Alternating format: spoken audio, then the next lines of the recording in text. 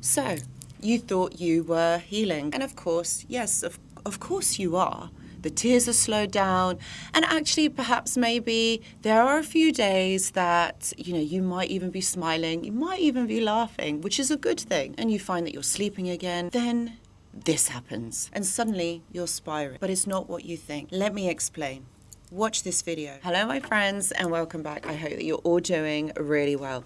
So in this video today, okay, this is for those of you that have kind of embarked on the journey, embarked on the work, started healing, and maybe you guys are a little bit further on in that journey. And you're finding that you are healing, because that healing does come. Like, it's not that you stay in that darkness, in that confusion, because you do start moving forward and you do start healing. And that's just the wonder of how we understand and process certain things. And you'll find that there could be days, or there might be hours in that day that perhaps maybe you might feel like, oh my God, why am I missing them? Why am I even thinking of them? What is going on for me? Why have they even crossed my mind? Because I understand that they are narcissistic. I get that they are like this. So why am I thinking of them? First of all, I'm going to say to you is this: stop being so harsh on yourself. You are a human being, so you are going to reminisce. You are going to think about them. There are going to be times that you do go back and you think, oh, then maybe they weren't so bad, and oh, like that was a good time. Yeah, do you know what? You are going to have good times, my friends. You are going to have good times with these people. And yes, it is going to sting. And yes, it is going to hurt, but it doesn't mean that you've got to start being harsh on yourself. And I think this is where a lot of people go wrong. And obviously, like in my client work, this is exactly what I find, is that people are so harsh on themselves, and they start putting themselves down, thinking, oh, I should have been so much further on. What is wrong with me? Why am I thinking of them? But at the end of the day, this is how your brain works. It is going to think about those times. It is going to feel lovely at times, and it is going to feel awful at times. And we have to embrace this polarization that happens, because you are a human being, and this is part of the human experience. And this is indeed how our brain works. But in this video, I'm going to break down the psychological aspects of why this actually happens. The setback. Okay, you know what, my friends? Healing isn't linear. It's not this straight line that you go through these zones, or you go through these chapters, and this is what happens here, this is what happens there. It's not textbook, my friends. There are going to be times where it's really good and where it's really bad. You have to embrace both. Again, like I said earlier, part of the human experience. Of course, you've heard that before, like everybody says that. But when you're in it, you feel triggered, you feel sensitive, you might even feel weak, you might even get annoyed with yourselves. And you might even get that text. You might get that communication from that person, which causes the setback. You might even have a dream about them that pulls you straight back in. You see something that reminds you of that trauma, and you wake up questioning, why am I even thinking of them? Why am I even dreaming of them? What is this? What does this mean? Why am I feeling like this again? But what if I told you this is part of the healing? Not a failure, not a reset, not starting over again, but a reveal. Let's talk about the nervous system and triggers. So let's break it down. Your nervous system remembers patterns. It's stored in your survival response to trauma. So even though your mind might be healing, but your body is still scanning for that danger. That setback isn't regression. It is part of you moving forward. It's what you have to remember is your nervous system, your triggers, your adrenal system.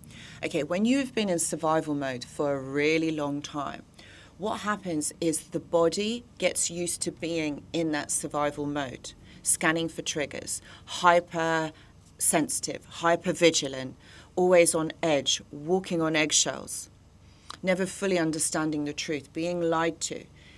So the body knows that there's something not quite right that is going on here. And what happens is the body then becomes or is in survival mode.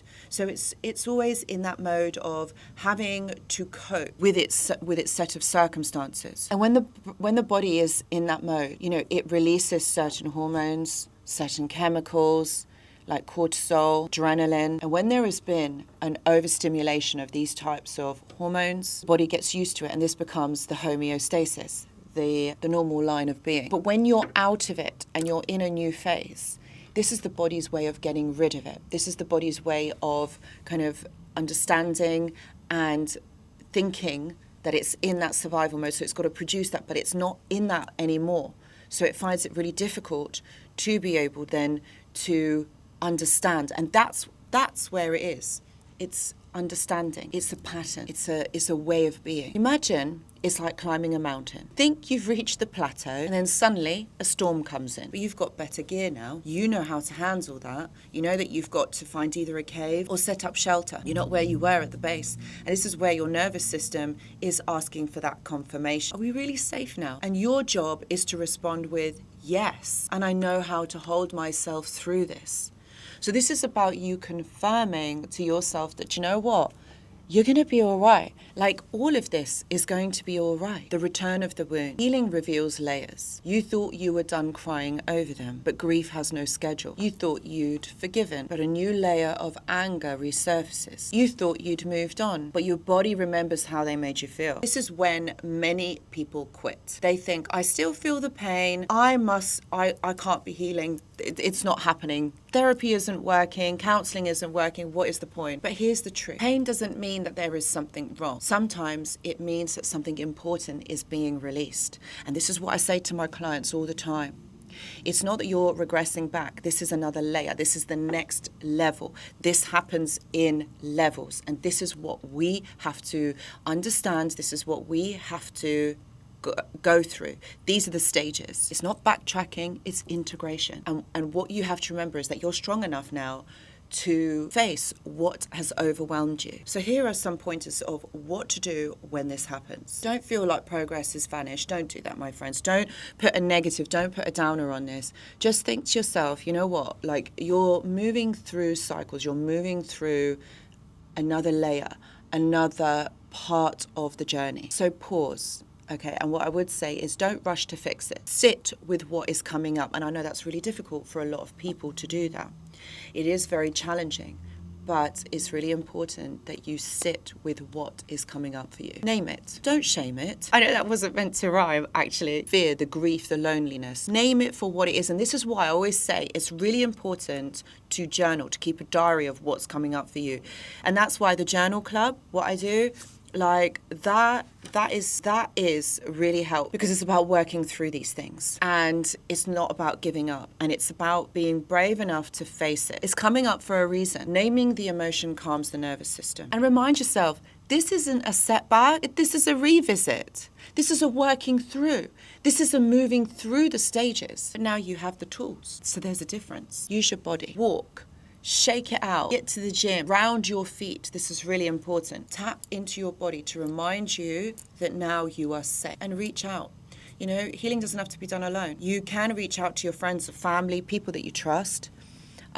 Maybe, you know, you might even consider counseling or therapy. Again, this is so that you know that you don't have to do this alone on your journey, okay? This isn't about you being alone and doing this by yourself. Because I know that it can feel really isolating, especially like you've been in these situations where that narcissist has isolated you, but you don't have to do it alone, for sure. So, you thought you were healing. You are, you were, and you're going to. Don't give up on yourself. This moment is actually where the true healing begins. This is about you not doubting yourself. This is about you growing stronger in yourself and believing in your abilities. Learn to hold yourself in your own arms. Be kind, create that safe space. Do certain things that are going to help you to move forward from this. So if you're feeling like you're breaking, know this. You're not breaking, you're breaking through, and I'm proud of you. So my friends, if any of you are going through this or would like some further help on this, please know that I do offer one-to-one consultations. Please see the description box below. If this video has spoken to your heart, please do give it a like, a thumbs up. That would be really, really grateful for that. And also, if you haven't already, please consider subscribing to the channel. Thank you so much for watching, and I will see you in the next video. Goodbye.